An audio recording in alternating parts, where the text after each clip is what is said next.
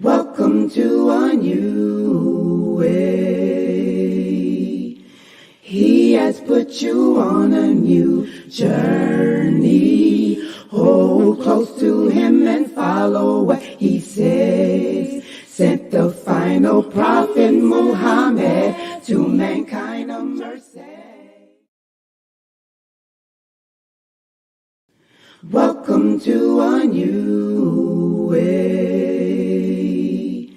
He has put you on a new journey. Hold close to him and follow what he says. Sent the final prophet Muhammad to mankind a mercy. Know your Lord. We learn about his names and his attributes. Know your Lord.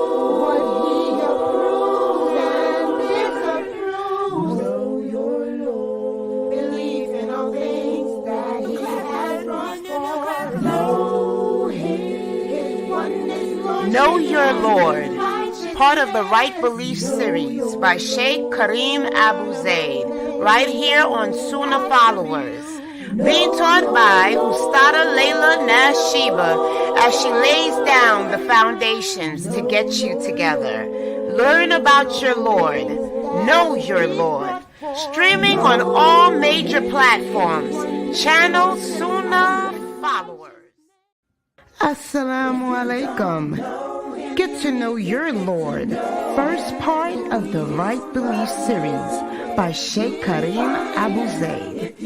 This dynamic literary work of art's main goal is to revive an understanding the names and attributes of Allah. And understanding the name and attributes of Allah will elevate our faith, strengthen us and keep us steadfast. This wonderful book is now available in an audiobook format and can be found free of charge on YouTube, channel Kareem Abu Zaid. Get to know your Lord. You have nothing to lose. Know him, who he is, what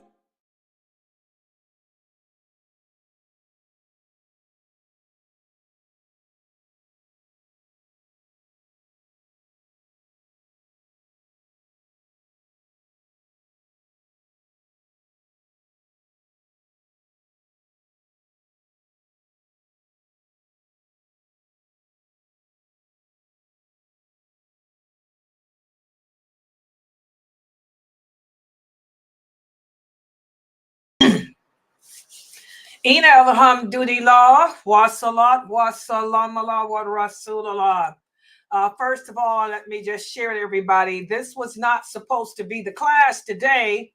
That's why I apologize for being late. One of the reasons why, but also I had to deal with some other issues. But normally this would have been a different class, but Dr. Jamali's class is canceled for today. I will be doing the class on marriage.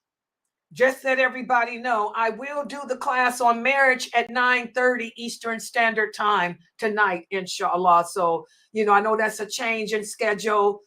Please try to share that with the Muslims on your Facebook list that at 9:30 Eastern Standard Time, I'll do the class on the sacred bonds. We're going to speak about marriage. But for this class, since I had really planned this class for tomorrow, but tonight what we're going to do is continue our discussion on faith. We're going to continue our discussion on Iman and how Iman grows. Once a person comes into Islam, this is for the new converts, or a person may have been born Muslim, raised upon Islam, but didn't practice it, didn't take it serious. So for those of us who decide to take the religion seriously and to act upon it correctly, there's stages of awakening that our heart will go through. And we talked about how testifying, acknowledging, accepting and verbalizing that there's the only one worthy of worship is Allah. That's the first step in awakening your Iman, in awakening your faith. And then the second step would be to act upon that statement. And in order to act upon that statement, you have to get to know your Lord. You have to get to know exactly what it is that we're testifying that we believe in. When I say that I'm a Muslim and that I believe La ilaha illallah Muhammadur Rasulullah, what does that mean? What does it mean to believe that Allah is the only deity worthy of worship? Well, that means that first of all, I'm going to believe in everything he commanded me to believe in. His books, his angels, his prophets, the divine destiny. I'm going to believe in everything he commanded me to believe in, even if I don't understand these things. And also, I'm going to accept and comply with his laws. This is where we have the problems. I'm not going to pick and choose what laws of Allah to accept. I'm going to comply and accept them all, even if I don't understand why I can't smoke marijuana. I'm going to stop smoking marijuana because it's something that Allah said to do. Allah said no intoxicants. Anything that intoxicates the brain, defogs the brain, we let it go. And that could apply to different people, different things. Let me give an example of that, because this is a question that one of the new shahadas asked me. I'm going to use myself as an example. How many of you take, when you go through pain, you take codeine, Tylenol 3? Tylenol 3 is simply Tylenol mixed with codeine. Codeine is a narcotic that helps to control pain. You can take it. A lot of people take Tylenol 3, and which is nothing but Tylenol with the codeine, and it doesn't even do anything for them. It doesn't even help their pain. I can't take it. If I took some Tylenol 3, I'd be crazy. I'd be jumping out the window.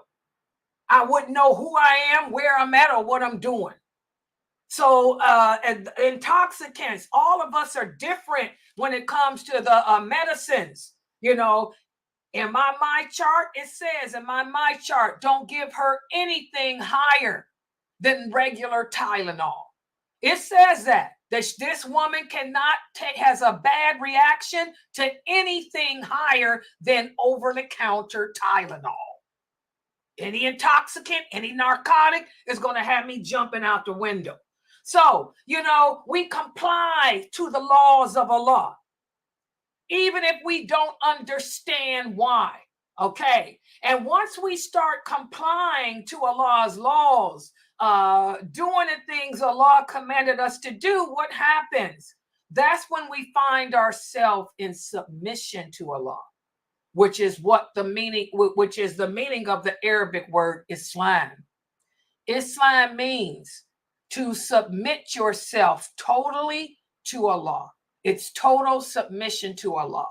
I'm living my life fulfilling the obligations that Allah has imposed upon me, obeying all his commands, staying away from everything that he commanded me to stay away from. That is Islam. That is total submission to Allah. It takes a lifetime. It takes a lifetime. It takes a lifetime to achieve this. Every day of our life is spent trying to submit totally to Allah, to submit to his laws, to submit to his commands, to submit to his obligations. And the hardest thing of all is to submit to his decree, his qadr, his decree. That's the one that we struggle the most with. Well, that's what this class is all about. This whole series, Get to Know Your Lord. This will help all of us to be able to submit. Alhamdulillah, the simple fact that you guys are here learning from me, listening to me, means that you are already Muslim. You've already embarked upon this journey. You've already did the first step, which is the testimony of faith. You've already declared La ilaha illallah Muhammadur Rasulullah. And now we're all on this journey together, this journey of submission to what we claim to believe in. And so that's what we've been speaking about, faith. It all boils down to our Iman, our faith. Excuse me, my allergies are acting up as usual. And we talked about, yesterday we spoke about how there's stages of development. There's stages of faith. You have to crawl before you walk. Just because you decide that you're going to start living Islam correctly, you're going to start wearing hijab, you're going to start praying, you're going to start practicing this deen. Just because we say that doesn't, and we believe, and we strongly believe that we're getting ready to do that, doesn't mean that all of a sudden faith is going to just come falling down from the sky into your heart. No, there's stages of development. And yesterday we spoke about the stages of faith. And let me put the PowerPoint up on the screen, because I like to start tonight off by giving you a quiz on what we discussed yesterday. And again, I was saving this for tomorrow, but since I have to, the other brothers were unable to do their classes today. Here I am. And here it is. Tonight, we're going to be speaking about how the Muslims, this nation, where did we go wrong as a nation?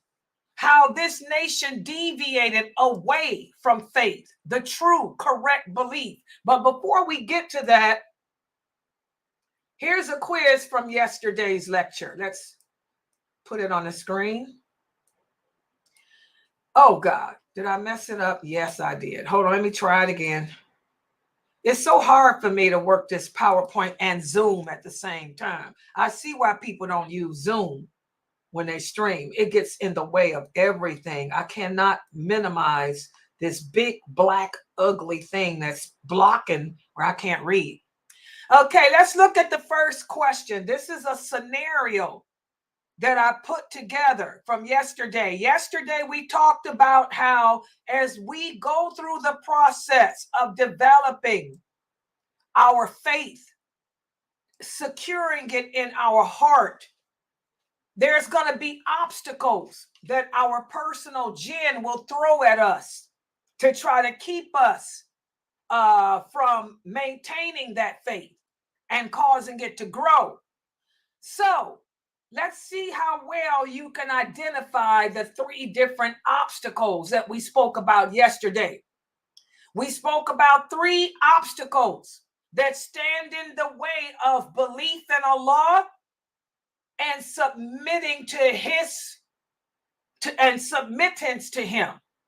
Those 3 things are delusion. Remember, we talked about it. A lot of Muslims, people convert to Islam. There's a lot of Muslims who suffer with delusion.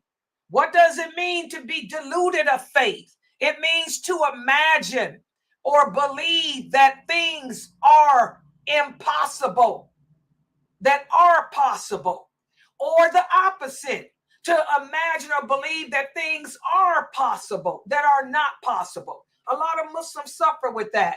And the third obstacle that stands between your belief in Allah is doubt. How many of us suffer with doubt? What does it mean to be doubtful in your faith? Well, to question something that is known to be true, even though something is proven to be a fact, even though we have the clear evidence that something is correct, you still want to question it. That's doubt. Many of us suffer with that. And that has a negative effect on your belief system. And then the third obstacle that many Muslims suffer with today is conjecture. What does that mean? A conjecture occurs from not having the correct information. You think something, you believe something about this religion, but the belief is based on information that is not authentic, that's not correct. What's an example?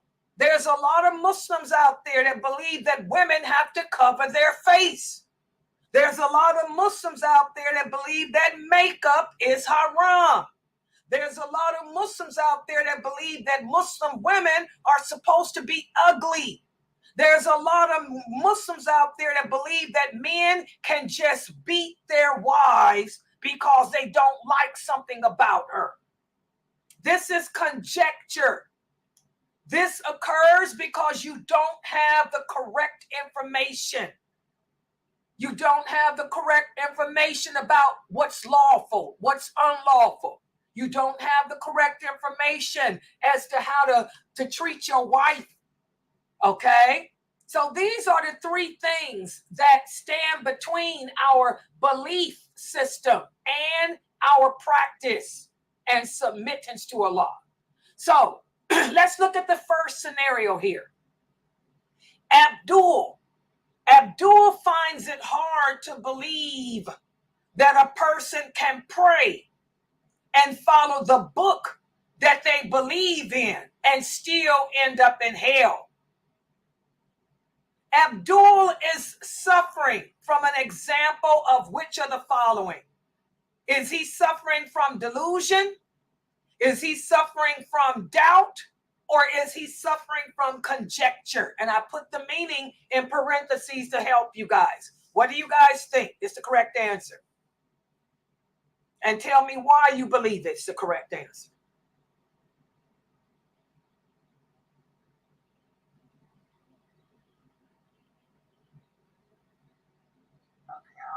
I'll say it's conjunction just because he finds it hard to believe. So I was kind of torn in between, but I'm just going to stick with conjunction because he doesn't have the right information. That's why he finds it hard to believe that. Okay, it could be, and by the way, it could be all of these answers. All of these answers, it could be, but which one is the most likely? And in order to come to that, in order to reach the most high, in order to reach the most accurate, the most correct, the maqasid answer, you guys are going to have to look at the words. Now do y'all see why I use the analytical approach? Look at each word in the question and look at the meaning of each sentence and which one is best. Let's read the question again. Abdul finds it hard to believe. He finds it hard to believe. That's the key words.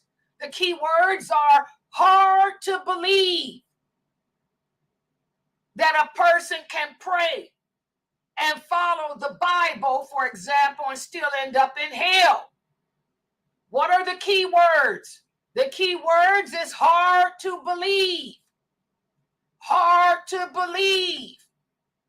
Now look up the meaning of the word delusion, conjecture. What is the meaning of conjecture, Mina? Conjecture means to not have accurate information. Okay? Look up the meaning of doubt. Doubt is to question something that is known to be true. Okay? Delusion is to imagine that something is possible when it's not. So now, looking at the meaning of these three words, taking the maqasidic approach by analyzing the words. Anybody else? Which answer? Okay, I changed it. Illusion. Yeah. Okay. Okay. Okay, we got all three answers here. And like I said, all three it can be all three. But which is most correct? Okay, let's break it down. Abdul finds it hard to believe. What does that mean? The fact that he finds it hard to believe means that somebody told him. That somebody told him and gave him the evidence. They gave him the evidence. They gave him the evidence that you ain't going to paradise unless you believe la ilaha illallah. That's a fact. He said he finds it hard to believe.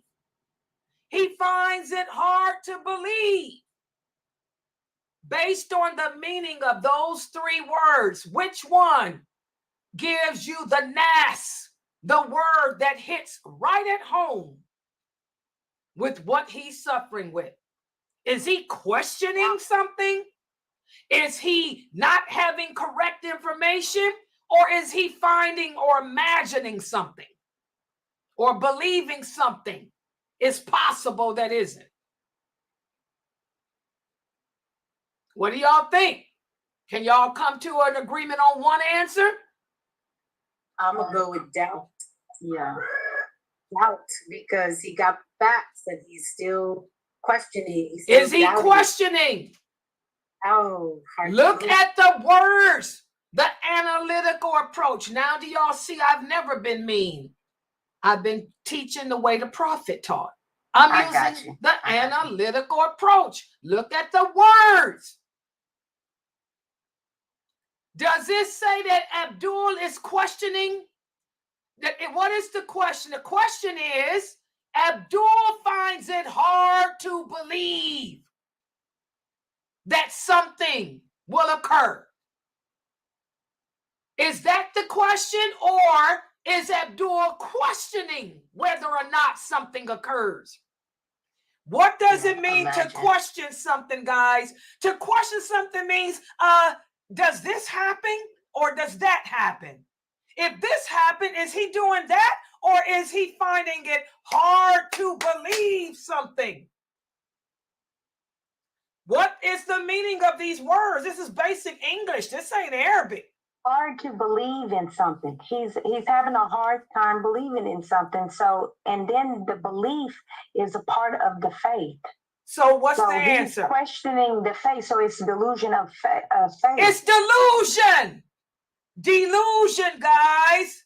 Because what is the meaning of delusion? To be deluded is to imagine or believe something else is possible that isn't. He believes. He finds it hard to believe that his grandmother is not going to go to paradise. She reads her Bible. She follows her Bible. He's not asking the question because he already got the answer. He got the correct information. That question's been answered, but he's deluded. He's deluded himself. Good job, Fatima Ricks. Fatima Ricks got it right. And Sister Layla got it right. The rest of y'all are wrong. He finds it hard to believe. Look at the two words. The word belief. Y'all see it there? Precious and everybody else. Let me point. That's where wording is important, guys. Look at the word. The word belief. There the word is believe. And look at the meaning. Believe. Okay. Right. He has a problem believing that it's impossible for me to go for my grandmother to get to paradise. That's delusion. He's deluded. He's deluded into believing something that clearly says it's not going to happen. He's not questioning it. He just is deluded into believing the opposite. A lot of us Muslims suffer with delusion.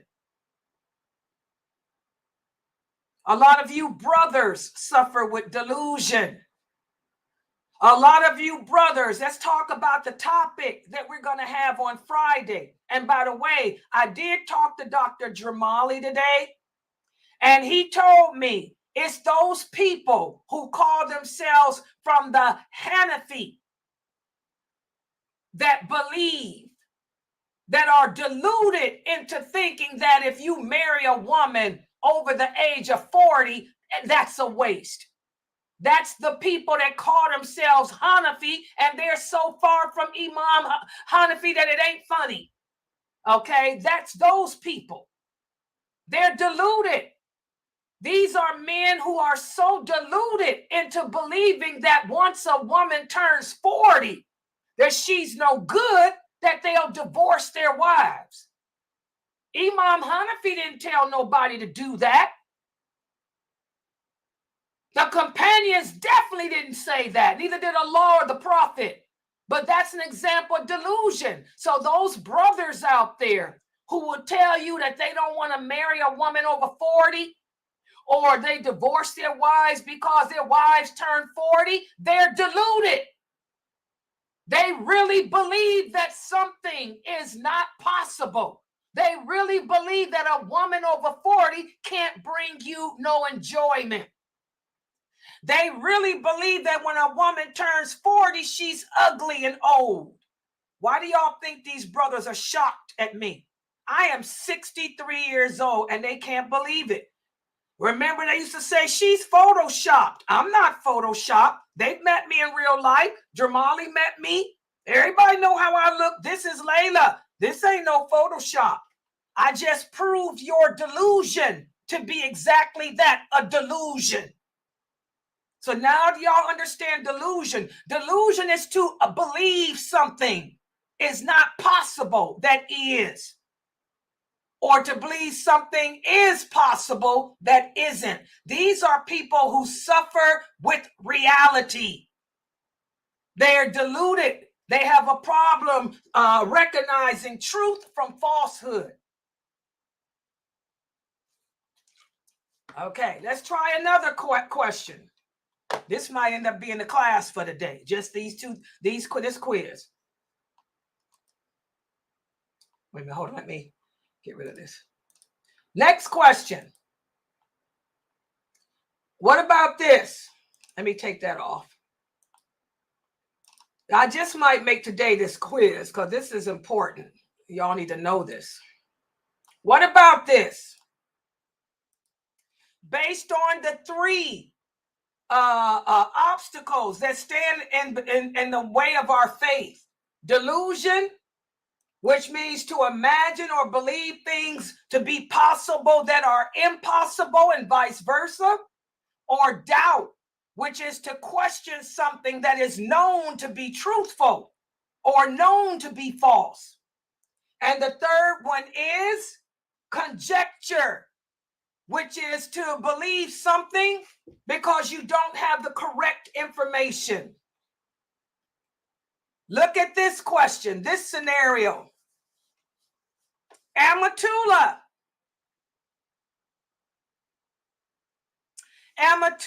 knows that Jesus, alayhi salam, pay attention to the words, metcalcidic, the words. I use the analytical approach in my teachings. Amatullah knows that Jesus, alayhi salam, she knows, that's the key word, know. She already know. That means it ain't questionable. She knows that Jesus does not look the way he is depicted in the pictures. In other words, she knows that Jesus didn't have long blonde hair, and she knows that Jesus didn't have blue eyes. But she questions, why is it if he didn't have long hair, if he didn't have blue eyes, why is it that every picture of him looks the same? I know, Sister Layla. Sister Layla gave me the hadith. What's the source? Bukhari and Muslim. where the Prophet sallallahu alaihi wasallam said that he met Jesus. He saw Jesus twice in a dream, walking around the Kaaba, and he met him when he went on his night journey. And the Prophet was asked, how did Jesus look? And he said he was white in color, okay? And he had curly black hair that hung down to his shoulders, jet black hair. That hadith is authentic. And Matula says, I know that, but still, if he didn't have long blonde hair and blue eyes, why is it that every picture drawn of him since after his so-called leaving the earth, he looks the same? So now what is she suffering with? Is she suffering from delusion? Is she suffering with doubt? Or is she suffering with conjecture? What do you guys think? She's suffering with doubt because she knows that Jesus doesn't look the way he's drawn in pictures. She knows that to be true, but she still questions why all the pictures of him still look the same. So it'll be doubt. What do you guys think about her answer? I'll say conjunction, just because she have the right information and she ain't really questioning it because she know it to be true. So that's the reason why I say. Okay, Mina, you're the only one that's got it wrong. Look at the words. You have to look at the words, Mina. Read the sentence. Read the question. Read what the scenario. Okay, I guess I need to keep. Okay, Abatula knows that Jesus does not look the way the drawing on the picture is. But guess why all the pictures of him look the same. But what? That word ain't guess. What's that word? Where? Okay, hold on. Let me read again. Girl, what did you read? Okay, hold on. Okay, hold on. Amatula knows that Jesus does not look the way he drawn in the picture, but questions. Okay. So she questioning why all the pictures of him look the same. So she questioning, so she doubting it. There you go. Okay. You got to read. Okay. Y'all got to read. I think I'm reading too fast. So yeah, because you didn't even say question. You said so guess or something. Okay. And that's what, not just you, but that's what a lot of us do. A lot of us, we don't take the time to think. That's why Allah says ponder. Now, the word ponder means think about what you're reading. And that's the analytical approach, Amina. That's why I'm a stickler on that. That my mother and them were sticklers on me with that. Mukhtar's father was a stickler on that, though. Analytical approach, the wording. We have to look at the words, guys. It says right there. She knows, but she questions. She knows, but she's questioning why. Why? Delusion is not to question. To be deluded is to imagine or believe something is true that Allah already told you is false.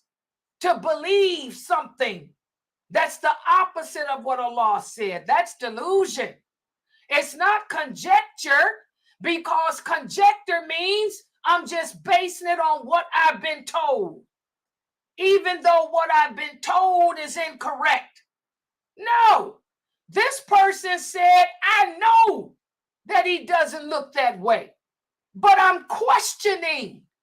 I want to know, why is everybody making pictures of Jesus with blonde hair and blue eyes? That's doubt. Doubt is to question something that is known to be truthful. Now y'all get it? Good job, Lucy. Good job, Ricks. Good job, AY. I'm questioning. Why did they make the pictures like that? Okay, so quick question. Mm-hmm. So having the accurate information meaning what? Like, say, okay, that doesn't say that you have the accurate. That conjecture is not to have the accurate information. What does it say, guys? What is the meaning of conjecture? Conjecture occurs from not having it. Gotcha. Amatullah has the correct information. I gave her the hadith of how the prophet described Jesus. That's not conjecture. Conjecture occurs when you don't have the correct information. You just base it on what you heard. I heard that women can't wear pants. Did anybody show you the hadith? No. I heard so-and-so say it. That's conjecture. He say, she said. That's conjecture. Delusion is to think that something that is real is false. A lot of you have been deluded about me, for example. How many of you thought that I was this mean, cruel woman? Loud, angry, trying to tear you down because I make you look in a dictionary. Now you see, like, I ain't never been trying to tear us down. You were deluded, though. You really believed that. You really believed that I was trying to floor show you, that I was trying to make you think you're ignorant, when all I was doing was trying to reach out and pull you and teach you.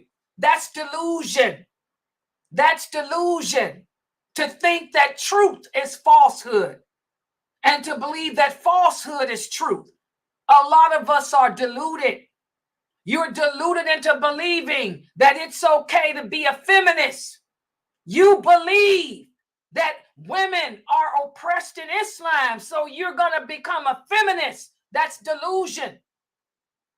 Doubt is when you question why. Now y'all get it?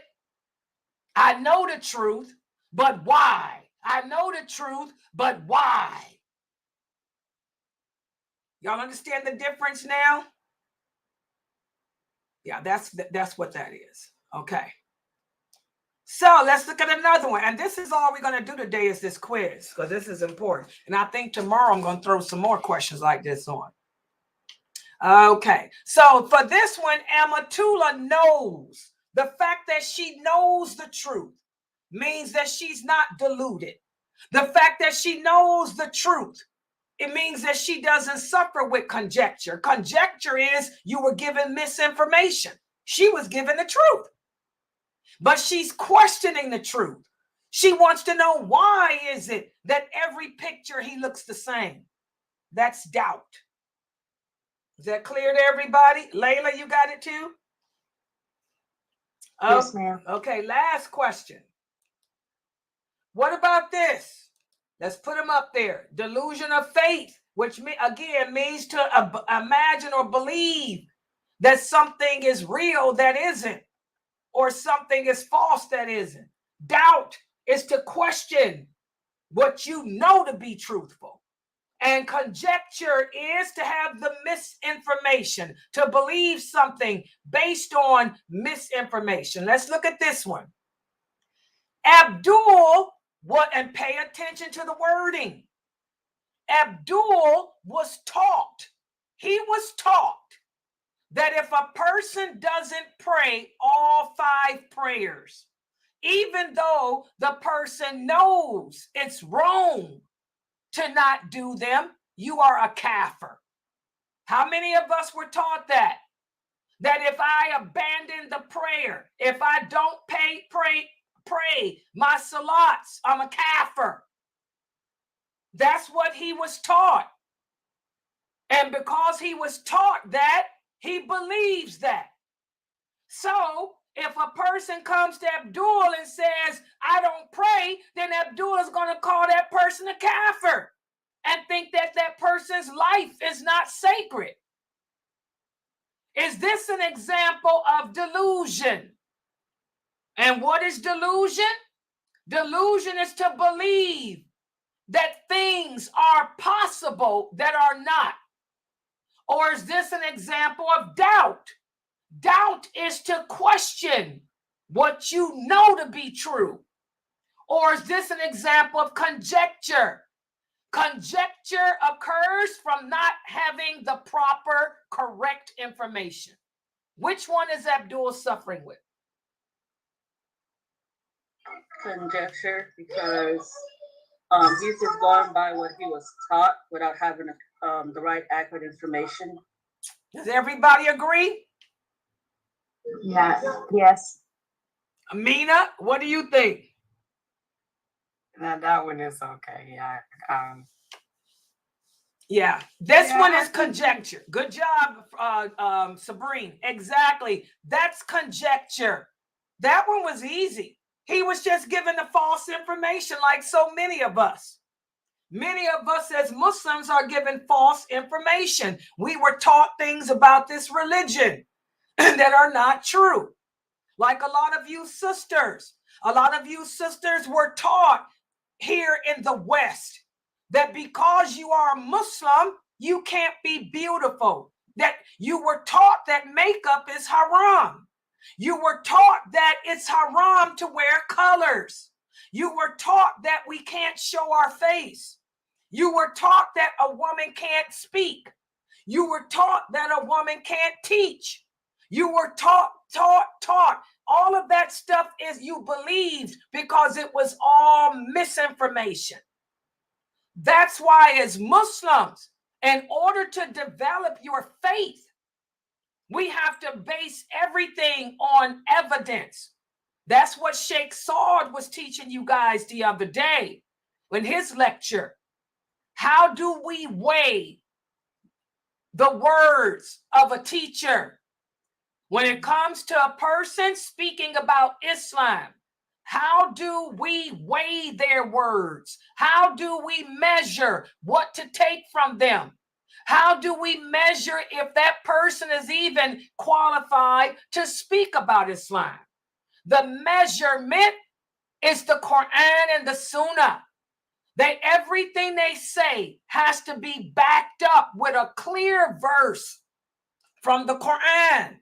If they're talking about the lawful and the unlawful, only Allah has the authority to make things haram. So if they're going to tell you it's haram to wear makeup, they have to give the clear verse where Allah said women cannot wear makeup. There is no such verse. Or they have to bring the clear hadith where the prophet said makeup is forbidden for the women of this nation because makeup existed. His wives wore it. There is no hadith that says that. His wives wore makeup. Okay? They're right there in Bukhari hadiths. Okay? They wore the same makeup I wear. Kohol. Okay? And they wore henna too. Henna's makeup, for those of you who don't know. And petals. Okay? So, that's how we prevent conjecture. And we're going to talk about that when it comes to building our belief and complying to Allah's laws, complying to Allah's commands. We have to avoid conjecture. We have to stay away from misinformation. If a person doesn't give you the clear evidence, we don't take it because it's going to confuse you. It's going to mess you up. Doubt the same way. Doubt is something that we have to work on within ourselves because it's the nature of the human being to want to question everything because the human soul is attracted to everything that's bad for it. Does everybody understand that? The human soul, I repeat, is attracted to everything that's bad for it. That's just the nature. Allah tells us in the Quran, that's the nature of the human being. So we have to work to train our soul to not question why. We have to work hard to train our soul to submit and not question why. That's how we purify ourselves of doubt. And when it comes to delusion, we have to seek refuge with Allah from that. When we start getting those thoughts that try to make us believe things to be true, that Allah clearly told us isn't, we have to learn how to blow over our left shoulder and say, A'udhu billahi minash shaitanir rajim. Our personal jinn puts delusions in our heart. And so we're going to speak about, in this chapter that we're embarking on now, we're going to speak about how to handle and deal with and rid ourselves of those 3 obstacles that stand between us and our faith and our compliance to Allah. All right. So that's going to be my lecture for today, because again, this wasn't planned. And seeing how you guys did on this quiz, I want to give you another quiz on doubt, conjecture, and delusion, because those are the 3 obstacles that we're faced with every day in our practice. So I'm going to stop right here. Subhanaka Allahumma wa bihamdika ashhadu an la ilaha illa anta astaghfiruka wa atubu ilaik. Are there any questions? Yes, Sister Layla. Can I have a scenario regarding this? Can I use a scenario? Yeah, go ahead. Let me hear you. Okay. There was this Muslim girl named Layla. She was invited with a group of Muslim women who were having a baby shower for another Muslim lady. In her heart, Layla knew that baby showers were not a part of our deen. Would she fall under the category of conjecture, doubt, or what was the conjecture, doubt, and a delusion of faith? And she decided not to go to the baby shower. Okay, this is an issue of lawful and unlawful, more so than your faith. That's something different. And if Layla didn't know that if she could go to a baby shower or not, and whenever it comes to the lawful and the unlawful, the prophet says, stay away from it. That's doubt. That's doubt. If a person doesn't know if it's lawful or not, then stay away from it until you learn the truth. That would make it doubt. But if Layla stayed away from the baby shower because somebody told her that it's something that we don't do, it could be conjecture if that information was false. You understand? If Layla was following what she was told, then even though what she told might have been false, then that's how it would be conjecture. Okay? Okay. But but that's the lawful and the unlawful. Okay. Yeah, conjecture, doubt, and delusion is, we talk about Iman, my belief in Allah. I believe in Allah, but I got questions about something that he said, or questions about him. That's doubt. I believe in Allah, but I only believe what I was told. I was told that Allah got hands, and I was told that Allah's hands look like ours. That's conjecture. Okay? Or delusion. I was told that Allah is everywhere. That Allah is everywhere. And I believe that. Okay? I was taught that, and I really believe that in Allah's greatness, Allah can do anything he wants. So I believe, regardless of what, other people have said, I really believe that Allah is everywhere because he's capable of doing that. That's delusion. Yeah, he's capable of doing that. But did he tell you he was everywhere? He told us he's above his throne. So you're deluded into believing something is possible that Allah said is impossible. Allah said if he wanted to come down to this earth, he could, but he chooses to stay above his creation. You see what I'm saying? So we're talking about this in regards to faith. Okay, about baby showers. And about the baby showers, guys, I get a lot of questions about baby showers. It's not our tradition. It's not a matter of lawful or unlawful. It's a matter of allegiance. Is this a Muslim too? This was a Muslim, right? Yeah, and that was like the hard thing. And I was like, it doesn't sit right with me. I can't do it. As Muslims, didn't do it. we have aqiqahs. What is an aqiqah? As Muslims, we do aqiqahs. When we have babies, we will go and sacrifice a lamb or goat, and we will cook it.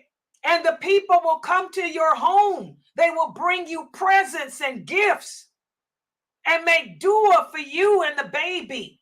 That's an aqiqah. That's our way. Baby showers is the way of the Kafirs. That's not the way of the Muslims. So it's not a matter of lawful or unlawful. That's a matter of wala wal bara. Why would a Muslim have a baby shower when we do better than that? We have aqiqahs. You get the same presents. You want to bring me some presents? Bring it to my aqiqah and make dua for me. What makes our celebrations different from the celebrations of the Kafir? Our celebrations always involve remembering Allah and making dua for each other. So why would a Muslim have a baby shower instead of an aqiqah? It doesn't make, it's an oxymoron. Even if you can't afford to kill a goat or a sheep, you can still have your aqiqah and have the people bring you a present, and you can kill the goat or sheep later. Okay? Or we know how to get around it. A goat or a sheep costs too much money. Give us a call. We got Muslims in Ghana. We got Muslims in Somalia who a goat and a sheep don't cost that much for them. You'll be doing a good deed, helping somebody that's needy, plus getting the gifts that you need and the supplications you need for your family. So why would a Muslim have a kafir baby shower? So that's not an issue of lawful and unlawful. That's an issue of where's your loyalty? As Muslims, our allegiance is to the religion of Islam. We distance ourselves. I wouldn't go to a Muslim baby shower either. I would call that sister on the phone and ask her, is she crazy? I'm going to ask her, where's her aqiqah? Hey, you can do the lamb and goat later. Where's your aqiqah? I wouldn't go either. I don't support Kafirism. Call me a Zionist all you want to, because you don't understand that nothing in Islam says we have to boycott, because you don't understand that that's not our way. That's the way of the Kafir. And you don't understand how American businesses work. That Starbucks don't send no money to Israel. They couldn't if they want to. They'd have to go through Uncle Sam. They don't support Israel anyway. They done put out 10, 15 statements about that. You Muslims need to learn how to read. Call me whatever you want to call me, but I know my religion, dude. Why are you having baby showers instead of an aqiqah? Oh, God. Okay, any other questions? Assalamu alaikum. It looks like today's topic was something huge. Yes, that's why I'm glad you're doing it again for another week. Yeah, they'll be ready for it next week. They didn't cover any. Okay, wait a minute. Hold on. Let me close this up first. Okay, guys, any other questions? We done? Everybody? Is all the questions answered? Okay, guys, I'll be back on at 9:30. I'm going to do the lecture on marriage at 9:30 Eastern Standard Time. So, subhanakallahumma wa bihamdika ashhadu an la ilaha illa anta astaghfiruka wa atubu ilayk. I will